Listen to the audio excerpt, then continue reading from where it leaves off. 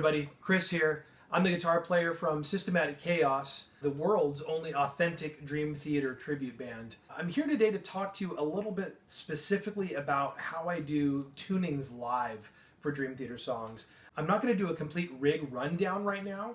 I just want to specifically focus on the guitars and the machinery that make alternate tunings possible on the fly really quickly and how I accomplish that. And we'll get into a rig rundown later that'll explain to you what amp and effects and all that stuff that I'm using. So for now, I just want to talk about guitars. First off, what I found out was that, as a Dream Theater fan, they tend to use a lot of different tunings. Some songs are in standard E, most songs are in standard E tuning for guitar, but occasionally some stuff may be in standard C, or even A if you're talking about These Walls, The Root of All Evil, that's an E flat. The hard part about that is I don't want to take 12 guitars to every single gig. While I am using Sterling by Music Man guitars and have a great relationship with them and I'm a proud owner of many of their instruments, I can't have a guitar for every single tuning of every song that we play, unfortunately. I wish I could, but it's just me loading all my gear. I don't have a roadie, except the applications though. What I have to do is I have to get creative. I had to come up with a way in the very beginning when I only had one John Petrucci 6-string guitar for this band and one 7-string guitar so that we could essentially play everything, and figure out a way to accomplish having all the tunings in one instrument. What I came up with after thinking about it was I bought a Sterling by Music Man. This is a JP 100BK, I believe, if I'm not mistaken. What this is it's an affordable version of John's Music Man guitar. So it's Sterling by Music Man in a more affordable price range for the average day-to-day musician. Quite honestly, they're fantastic guitars. They play incredibly well. I'm hard-pressed to really find any major differences between this and the higher-end versions for the type of gigging that we're doing. So what I did was I took my Sterling by Music Man guitar and I modified it. Knowing a bit about Roland gear that I do, I was already aware of the Roland VG and GK technology, which isolates all of the strings for individual processing.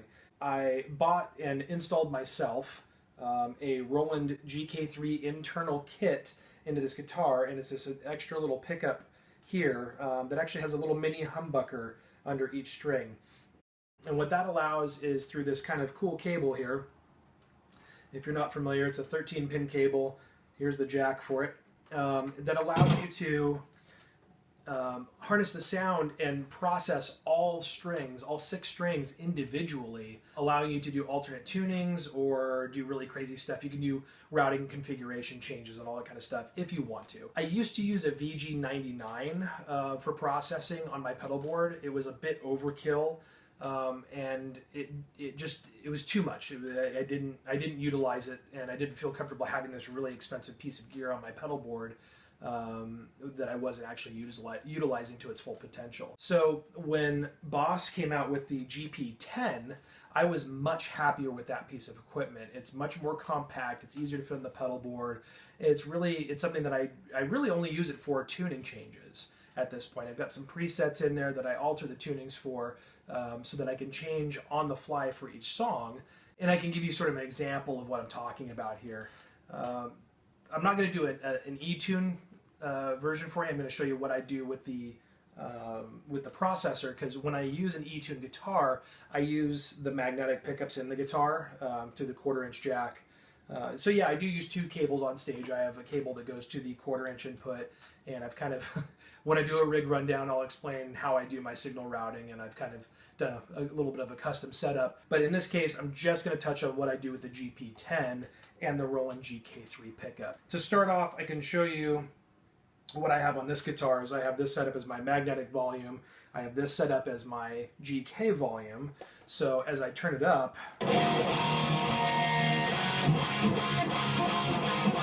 now if I turn the volume down, you probably hear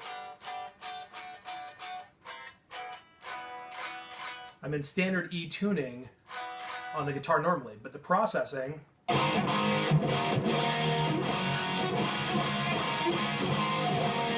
is actually a half step down on this particular preset that I have. We're working on Root of All Evil, so I can go.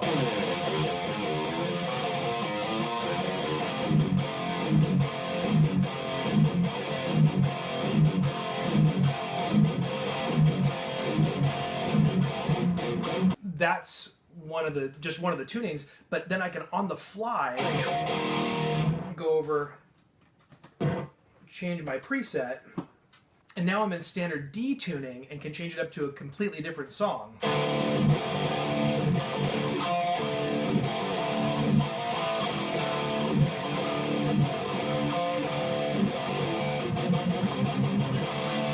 Take it one step further, I'm going to go down literally one step further.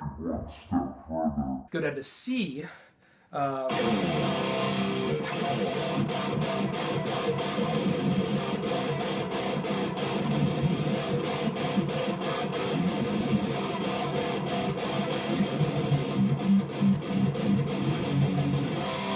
And some people ask about the tracking. This has been an old thing from the 80s because people used to have issues with, the old Roland synthesizers and old like GK1 pickups not keeping up or having to play slow in order to track properly with your playing. These do not have a tracking problem at all.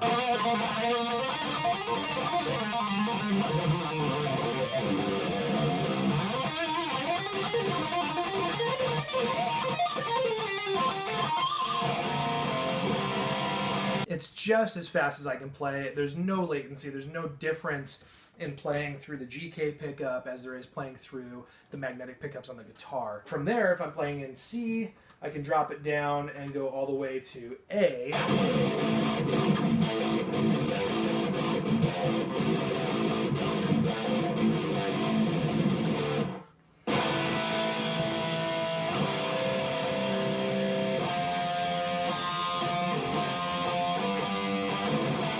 But all with the same guitar. This guitar